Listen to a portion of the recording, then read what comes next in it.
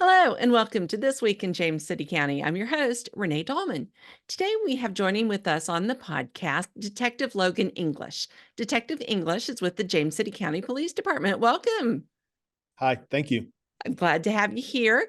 Now, I should call you Detective English, but I know you better as Logan. So I'm going to call you Logan if that is okay with you. I'm perfectly fine with that. Okay, very good. So I know that you have a lot of stuff that you work on every day. I know I've been seeing your name on news releases and things like that we have sent out that if people have more information to call Detective English. That is And true.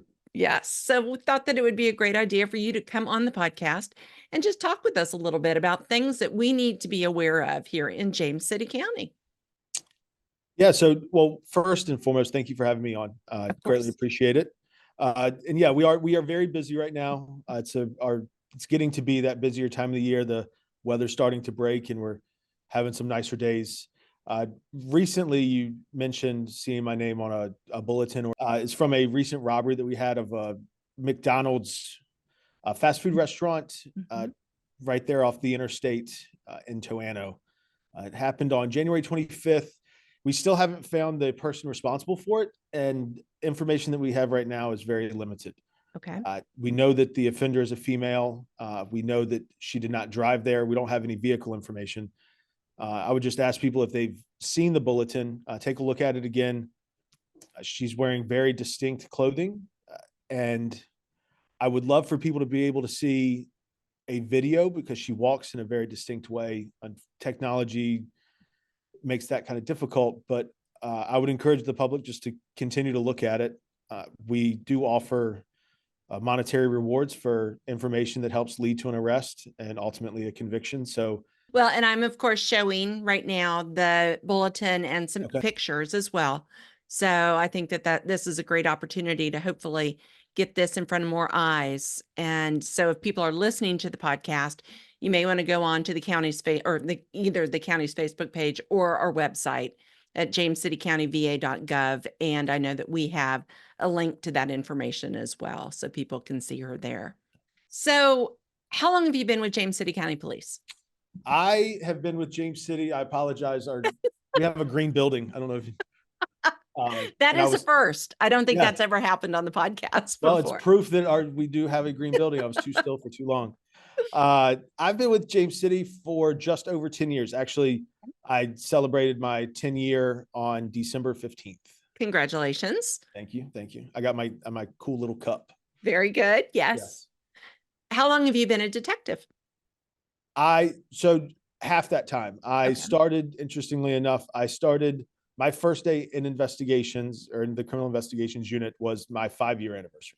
Oh, okay. So I worked midnight shift patrol for 5 years, and then I was selected and came to the criminal investigations unit, and I've been there ever since. Very good.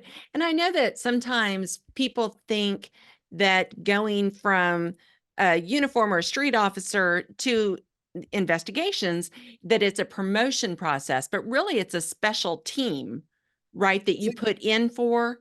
Correct. It's yes and no. So Okay. a special team I would consider that more of like an ancillary duty, no different than the SWAT team or the dive team or crisis and negotiation. Sure. Investigations is a lateral transfer, no Okay. different than the school resource unit, the community services unit, the traffic unit, any of the other specialties that we have. There's no pay difference. Mhm. There will be in the long run because of overtime and different things that you have to do, but there's no pay increase like you would have with a sergeant or any sort of promotion like that. So what else is going on? I know that how are we in the county? Is there a lot of crime that happens, a lot of violent crime? What can you tell folks? Because I know that sometimes it seems like there's a whole lot going on, and then other times we seem like a quiet little Mayberry community, which I know isn't always true. So what Right. would So, you tell people about that? I would tell people that our community doesn't differ from any other community that surrounds us. It's just the proximity of the crimes that we have compared to the larger cities, the larger metropolitan areas. We're not a Newport News. We're not a Hampton. That's not because we are free of the crime that those communities experience. It's just that we don't have the volume of crime. Our our population isn't as large. We're less dense. things like that as far Sure. as the citizens within the county. I would say that crime is funny. It's seasonal. You Yeah. see certain crimes pick up during certain times of the year. You see a lot of, unfortunately, it's not crime, but mental health crisis. You see a lot during the holiday season. The days get longer and it gets darker sooner and it gets lighter later in the day and it's cold and the weather is just miserable. We see an uptick in the mental health crisis during those seasons. I would say the main thing I would like to hit on, and it's ironic because I don't work these cases, Hmm. but I hear my counterparts in the office talking about them often, is the scams that are targeting older people of our community or Hmm. the more seasoned citizens of our community, uh, with financial scams and having them take out money and uh, put it into Bitcoin and different forms of currency. But I think the problem that a lot of the detectives that work those crimes are seeing is that all of the offenders are outside of the country, Mm. and it's very difficult to prosecute. It's, for lack of a better term, it's just a dead end. Okay. So I would say to anybody who's listening, if they have older family members in the community, just to be aware of what they are doing with their finances and who they're communicating with. We're in a time now where there's a lot of our young adults who have never lived in this world without technology, and a lot of older adults who have just recently discovered technology. And I think it puts them at a very big disadvantage. They lived in a world where most of their communication was face to face and with people that they knew. And now they're communicating with people who they've never met, who are pretending to be people that they think they know. So it's unfortunate that it's so prevalent, but I think it's just a sign of the times. Well, and like you've said, talking to especially adult children, that if you know that you have elderly family members, whether they're in James City County or anywhere, because truly, like you've said, it's happening all over, Mhm. to give them a heads up to let them know. We did a episode of the podcast on this, and unfortunately, I guess it's still going on. I was for sure our podcast would take care of it, but Right. that, legitimate people do not want to be paid in gift cards. Correct. And I remember the other big takeaway from that was that whole grandparent scam where somebody's child was calling and that they were in jail and that they needed help. Come up with those family passwords, things that you can say that if your grandchild is calling, that it's your child, that it's not someone pretending. Sure. It's no different than, any circus act that you see when people are going to guess your age or guess your weight. It's as simple as calling and say, "Hey, grandma, it's your grandson." And Right. the most response is, "It's so and so." And you could say either yes or no, your other one. And Right. then it gets the people that are receiving those calls, it gives them a false sense of comfort. And before you know it, you've given up too much information and it's done. It is, and that's tragic, and like you've said, every day, this is happening somewhere, and the only way to stop it is to be aware and to think, to try to think, and again, something that I remember that we talked about on that one was that it can be, if you fall for it, it can be embarrassing, but you shouldn't be embarrassed. Report that. Let you all know, even if there's nothing that can be done because they're out of the country or whatever, it just reminds all of us that we need to really do a better job telling folks to be aware of this. And I think that's key. Yeah, and I think that's a great point, that it's human nature to be embarrassed, but it's not something that you should be embarrassed about. And it's one of those, it's a mistake. It's not, you didn't wake up that morning and intend to give your life savings to a Right. stranger across the ocean. It happens. Um, that's technology though. It's, you can reach out to somebody in the world that you would have otherwise never had any way of getting in contact with. I would say no different than parents monitoring their kids' phones and their internet activity. It's, parents need to monitor their parents' internet Right. activity. It's just one of those things that needs to be done. Absolutely. Absolutely. So, anything else you want to talk about? Well, you asked about if there's any violent crime. So I am Yes. assigned to the violent crimes unit. I could sit here and again, I could talk to you for hours and hours about all the violent crime, but it's depressing and it's sad. And, Mhm. I would say my mom always told me that nothing good happens after midnight. So I would just push that message out there to. Yeah, for sure. I think I'd probably maybe rewind that back to 10 o'clock for myself. But yeah, it's just, Well, it's getting earlier and earlier for me as well. it is, but it's such a good point. And now, would you say that we have a lot of stranger on stranger crime in this area, or does it tend to be crimes done by people that other people that they know, that the victims know? And So that's hard. that's another good question, and it's a double-edged sword. So Okay. in the we don't have as much stranger crime as we do where the victim and the offender are known to each other. Okay. Uh, if we do have stranger crime, I find in my experience, and my partner would probably tell you the same thing, is that the offenders are not from this jurisdiction. Okay.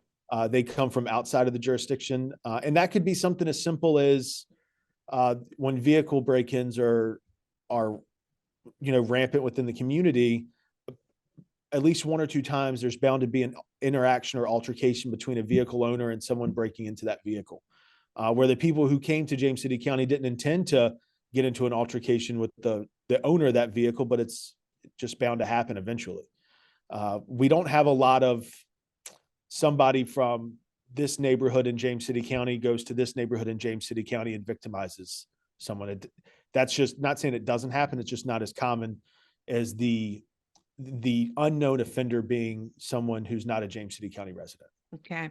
Well, and then that also lends us to something that we say over and over again. Please lock your cars, lock your car doors. Yes. Yeah. And if there's valuables in your car, don't keep them in your car, please. Absolutely. Well, and I've even gotten to the point because days like today, where it was really cold in the morning, but it's not cold now. So you go out to lunch, you don't wear your coat or you Right. throw it on the back seat. There could be people that think that there may be a purse underneath that coat and just put everything in the trunk. Everything Sure. you can put in the trunk, put in the trunk. Yeah. I mean, at the end of the day, locks are there to keep honest people honest. Right. If somebody wants to get into your vehicle or they want to get into your house, a locked door or a closed window is not going to stop them. It's just going to keep the honest people honest. Right. The idea is that when they pull on that car door and it doesn't open up, that they move on to the next car. And that way there's less opportunity for you to be victimized. Absolutely. Yeah. Okay. Again, Logan, the lights, that's amazing. There, I'm telling you, I don't know if we need to make the timer or whatever. I'm not sure. I don't know how this works, but yeah, but it's working really well. it is. It is. So maybe you just This need to was not a keep plug by any stretch of the imagination. You are doing great. Well, Logan, unless there's anything else, I do have to ask you, a very important question. Okay. There are all these TV shows on, Law and Order, all the SVUs, there's like 10,000 of those, right? Do you Right. watch any of those or do they frustrate you beyond belief? Police shows frustrate me beyond belief. I try and if anybody who knows me can probably tell you I try not to act like a police officer or dress like one or think about it. Right now, some friends of mine got me on the show Community, and Oh, it's a good show. I've been on a huge Community kick right now.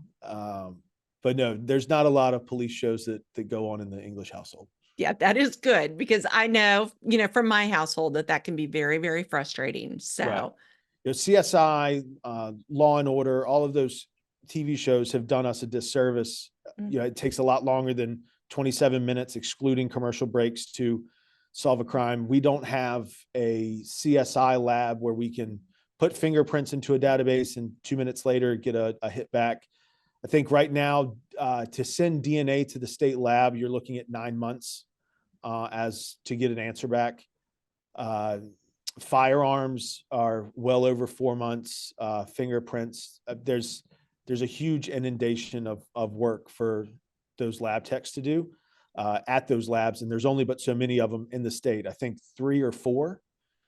So some of our stuff will go to, most of our evidence will go to the Richmond Crime Lab, Mhm. and Richmond services a large area. So if it's just, I guess, want people to be aware that, these things do take time, and it's not that their case isn't important. It's not that we have better things to do. It's that we're waiting on, DNA to come back. There was a bank robbery that we had 2 or 3 years ago, and it took over 10 months to get the DNA results back. And those DNA results is what ultimately solved the case. So it can be frustrating at times to have to sit and let a case just be open and not have really any investigative leads, but that's what it takes sometimes. Absolutely. And that is such a good point. And thank you for bringing that up. And I'm thinking, we should have another episode maybe with you all and the Commonwealth's Attorney's Office and the victim witness advocate, because all of you all work so well together, to result in the end of hopefully a conviction. Oh, And absolutely. That's a great idea. I mean, there's things that, that I could speak on that they couldn't speak on, and there's things right, that they could speak on that I can't speak on. And right. I think having the public having a more realistic understanding of how the criminal justice system works, and what can happen if in certain instances, and what to expect, and what is feasible and what is not, I think would make everybody's life a lot easier. Absolutely. So then on that note, stay tuned because I will probably reach out to you for another episode down the road. Well, James City County pays me by the hour, so I will be here. They do not. I know that. So, well, Logan, thanks so much for taking a bit of time out of your busy schedule, because I know that you are very, very busy, Yes, to ma'am. come on and talk with us about all of this. It was my pleasure. And I also appreciate all the effort that you've had to do to keep the lights on. So that's It was, yeah, I'm going to do a better job next time. I'll have something moving in the background. an oscillating fan or something like But that. I could have had my partner could have been in here doing jumping jacks or something. Apparently I like that idea. I don't want to put him on the spot, but while we're here, he's apparently training for a marathon. So Oh, yeah, so jumping jacks, and or running in place could have probably done him good right now. well, I think that's perfect. We'll We'll book work it. on it. So Yeah. yeah, for sure. All right. Once again, Logan, thank you so much. Yes, ma'am. Well, that wraps up this episode of This Week in James City County. Thank you so much for tuning in. As always, please be sure to subscribe. That way you will never miss an episode. Visit our website. We're at jamescitycountyva.gov/podcast. And I think it's down here somewhere. And on there, you're going to find all of our episodes as well as a form that you can give us show ideas, comments, critiques. We would love to hear from you. So once again, thank you so much for tuning in, and we will talk with you next week. Yay!